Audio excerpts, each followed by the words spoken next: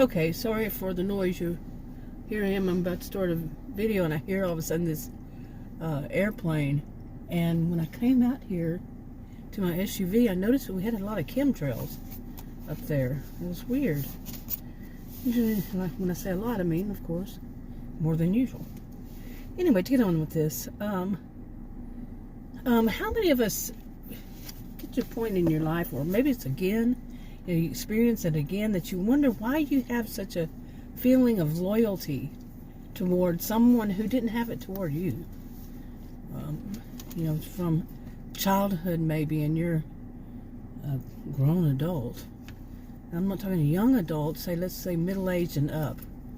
And and I'm trying to make it to where you've had enough time to where you've really had time to process some of those things that happened when you're in your childhood. And you'll gain some wisdom. But you look back and you say, why? And it could just simply be that this is your personality, that you don't generally talk about or talk bad about anybody, but it is something that, you keep a lot of stuff bottled inside, and that's not good either. I mean, it's not good, but some things it's just your personality not to speak ill of anybody. And I don't say that's a bad thing. For some people it's a good thing. And I think in my case that is the case, that there was someone when I was young, there were a few people I was really close to. And when you're young and you're a kid, and the people in your life, they're important, they're very important. And then as you get older, you move away, or they move away, or everybody just goes on a different splits. And you're not even that type. You don't think that it's a good thing to think of. It's kind of like think of disposable people in a way. You have them in your life, and then you don't keep them in your life. Back in the days when it was, if you moved out of the state, it was long distance fees to call somebody. More people would turn to letters, and the other person just never wrote. Something like that. But they were the type, if you weren't there in their presence, right there, then out of sight, out of mind. So, different types of people. Or is it different types of people? And the reason I'm saying this is, there's a lot of reasons this is on my mind lately. Is, like one of them is why I chose, one of the things I chose when I was a student to do was, and I've done that since then, is I felt like the way I speak, that to try to, I was a career student, so I was at university over 20 years. So of course I picked up the language, the lingo, the whatever you want to call it. So many terms and words over all these years for everything. Jargon, this, that, the other. Oh my goodness. And so of course it wasn't just everyday conversational English. There's so many names for that too, trust me. It is not always easy to, I chose to be more like conversational. That the concepts were more important. People could understand, to say it in a way people could understand. I chose that because of, in part, one of them was a friend of mine from, childhood. Back then, like I said, you didn't get to, you didn't so much call people. Well, I had sent her a postcard, and on the postcard, I was telling her about why the plans were changed, and I used a simple word, one word, and she couldn't understand it. And I said, well, what good is it for me to try to speak to my friends or speak to people, the people I'm there to help? I'm learning to help them if they can't understand me. People like her, if they can't understand the jargon, the way I speak. And so I switched it. Well, that was not a good thing, and I've known that, but at the same time it is. It's very confusing. Well, it's on my mind because of that. But that same person years later, many years later, I really don't have any much contact with her as an adult. Really have not had much contact with her, much contact with people that I grew up with, and that's a whole story in itself. And when I have seen her, once Facebook and stuff like that came about,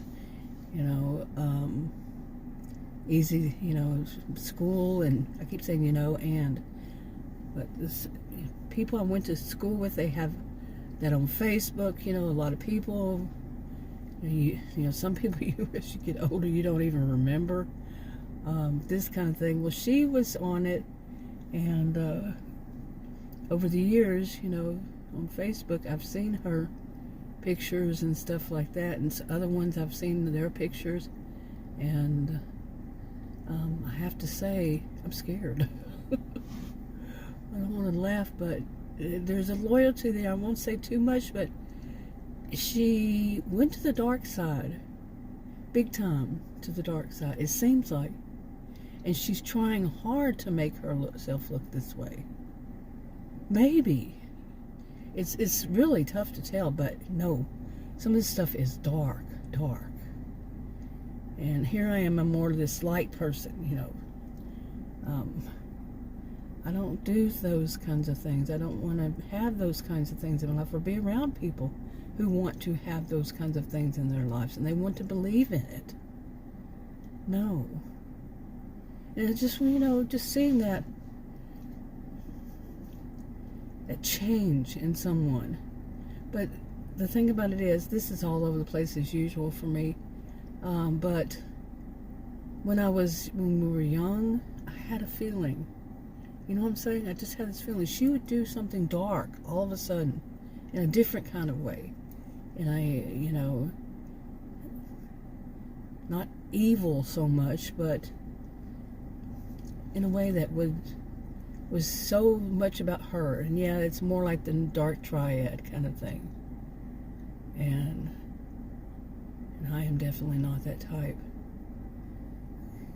But anyway, I'm going through that again, where I feel sad about some of the things that happened since my childhood, with some of the people that, that were in it, really. Now, am I a perfect person? Could somebody look at me and say they're sad? Yeah, probably. They probably could. Although I'm not sure why. Because overall, I am a cheerful person. I've mentioned this, but I talk about subjects, topics that, are not so much, because I have seen those types of people in my life. And I think that I am more cheerful because I'm not them. You see? And there's more than one way to say, I'm not them. I didn't choose to go down a dark avenue. I didn't choose, and one of the things I've noticed about her, and I've heard about her, and I've seen it myself, is she's extremely self-centered. It's all about her. She's a in-person kind of grifter, swindler. I'm not always in person. She does the same thing online. And I mean, what nerve somebody might have to say, does anybody have a car that they're not using that they could give to me? Something like that online. Some big ticket, really big ticket item. Has no problem asking. And the thing about it is, some people will give it, big ticket items to her. Yeah. But, that type. And I've seen plenty of grifters types in my life. I mean, I can't say so much in person as I say online. Oh my goodness, I get so ill. It feels physically ill. Physically sick to my stomach when I see these people. They are just, conning anybody who watches, and people, they whip out their Bibles and they caress the pages as they turn them, and totally silent, very, very dramatic, and one of the things the Bible, you learn in the Bible about not using the Bible and being dramatic, to let everybody know, oh, this is who you are. And they bend their head and then they put their hands together and they pray. Oh my gosh, really. Oh, man, it's just disgusting. And I am definitely not the best Christian in the world at all. I have not. You can't hear me cite things. I'm not good at saying it's in this and that and the other. Except 2 Timothy 3. We might all want to read that one. That one's my favorite. And although I still can't cite all of it. Seriously. And keep saying, and yeah, I keep doing all those today, huh? But this kind of stuff is on my mind about her, you know, and not just her, other people that, I don't know. But there's also another thing, and that is the whole thing, you know, like I say, I'm not one to quote scripture, although this one I might have right, Matthew 7, 3 through 5, could it be? Basically, it says, to paraphrase, you know, before you talk about the speck in your brother's eye, take the log out of your own. Something along this line. You know, look at yourself and find out what's wrong with your life and fix it before you even mention the little bit that you see in your brother or your neighbor or your anybody in your life. You know, fix yourself first. And so, yeah.